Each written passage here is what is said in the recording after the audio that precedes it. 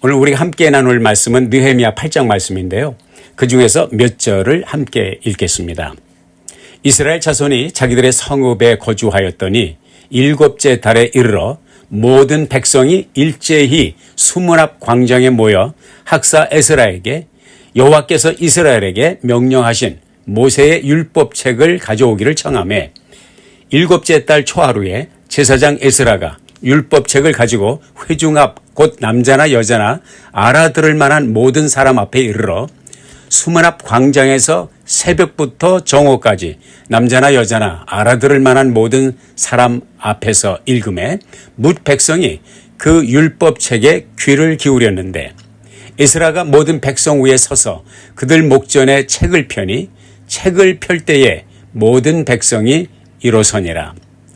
하나님의 율법책을 낭독하고 그 뜻을 해석하여 백성에게 그 낭독하는 것을 다 깨닫게 하니 백성이 율법의 말씀을 듣고 다 우는지라.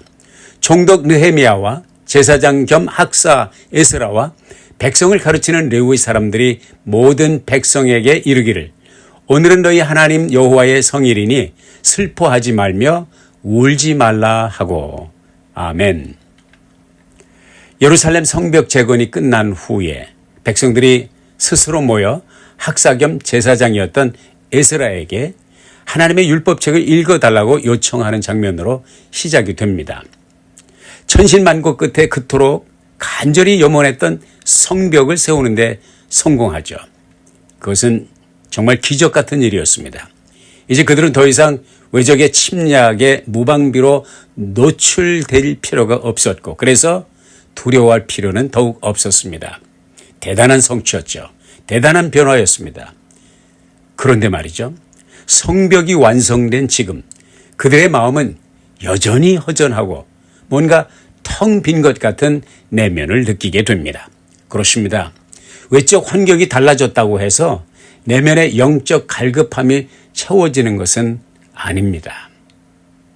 그래서 환경을 5번씩 바꾸는데 성공했지만 여전히 목말랐던 수가성 우물가의 여인도 예수님께서만 주실 수 있는 그 영적 생수를 자신도 모르게 그렇게 갈망했던 것입니다. 수문 앞 광장에 모인 백성들은 뜬금없이 에스라에게 요청하죠. 하나님의 말씀을 읽어주십시오 라고 말이죠. 이것이 바로 영적 갈급함이 아니고 무엇일까요? 그들은 새벽부터 정오까지 그 율법책에 기록된 말씀에 귀를 기울였습니다.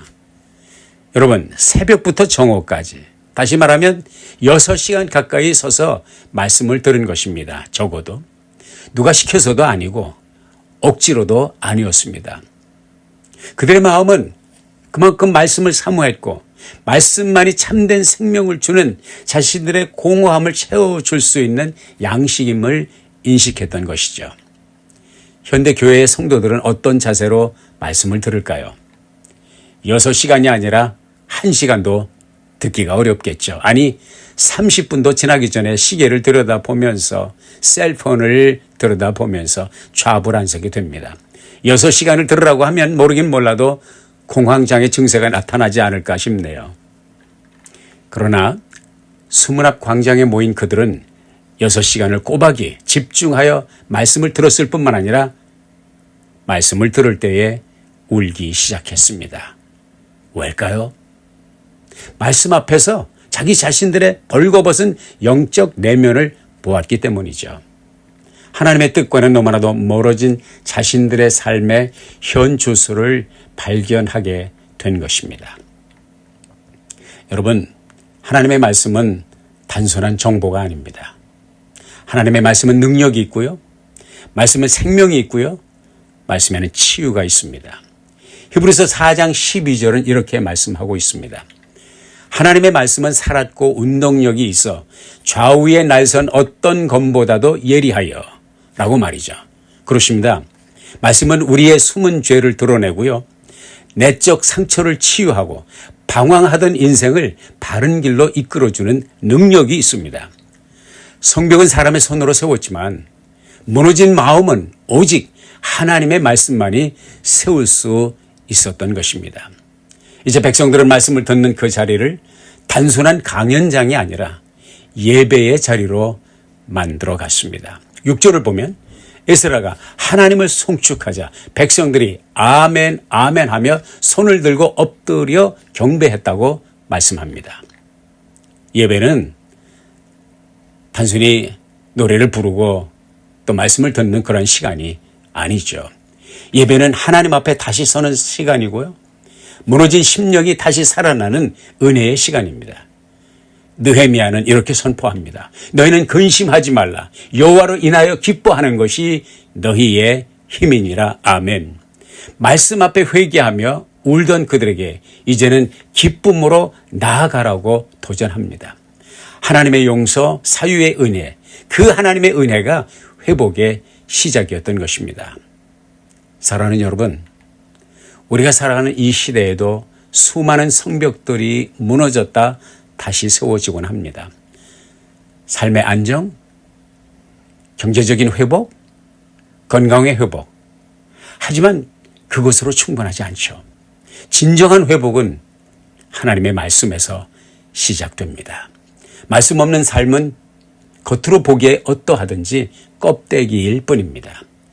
말씀 앞에 다시 서는 예배야말로 우리 인생을 새롭게 출발하는 출발점이 될 수 있는 것입니다. 오늘 느헤미야 8장의 백성들처럼 말씀을 사모하는 마음, 은혜를 갈망하는 심령으로 예배의 자리에 나오십시오. 그때 무너졌던 마음은 다시 세워지고 눈물은 기쁨으로 바뀌며 주님의 기쁨이 나와 여러분의 힘이 될 것입니다. 기도하겠습니다. 주님, 하나님의 말씀만이 우리의 영적 갈망을 채워주며 진정한 예배만이 우리의 마음에 참 기쁨을 회복할 수 있음을 다시 한번 상기시켜 주심을 감사합니다. 우리의 삶에서 무너진 것들을 다시 세워가는 모든 여정 속에서 이 한 가지를 잊지 않도록 도와주시옵소서. 주님 이름으로 기도합니다. 아멘.